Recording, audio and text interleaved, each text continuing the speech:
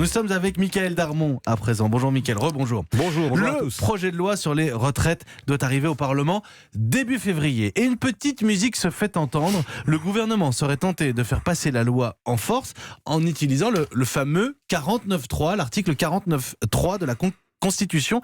Qu'en est-il, Mickaël ? Alors, vous avez aimé le grand débat présidentiel de 2019, eh bien vous allez adorer le grand débat parlementaire de 2020. Presque 2 mois réservés dans l'agenda du Parlement pour la réforme des retraites.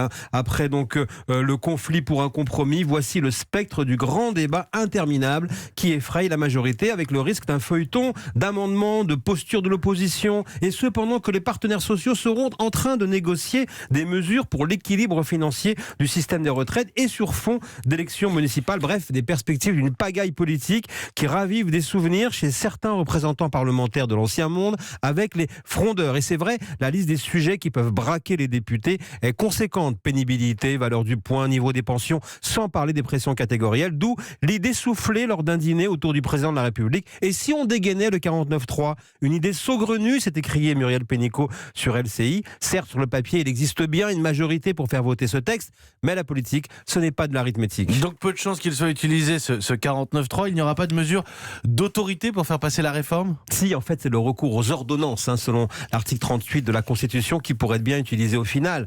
Car au sommet de l'État, on attend les partenaires sociaux au tournant pour qu'ils s'entendent sur des mesures financières pour équilibrer les comptes des retraites. Il ne faut pas oublier que l'âge pivot n'est pas annulé, mais provisoirement retiré. Et c'est par ordonnance qu'il pourrait finalement être inscrit dans la loi. Quelle trace cette réforme systémique des retraites peut-elle laisser ?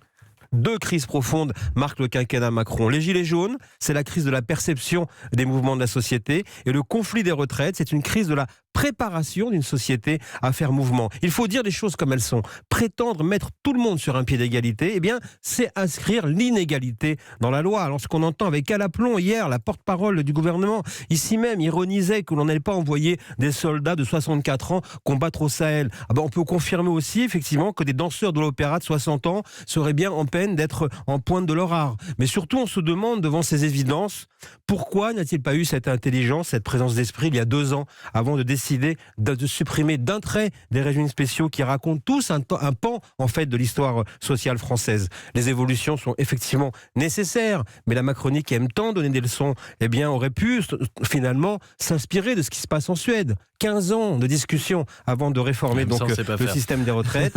Alors s'il faut garder un régime spécial, eh bien que ce soit celui de l'humilité, en formant le vœu que le pouvoir macroniste y cotise largement au risque de devoir avancer son départ à la retraite.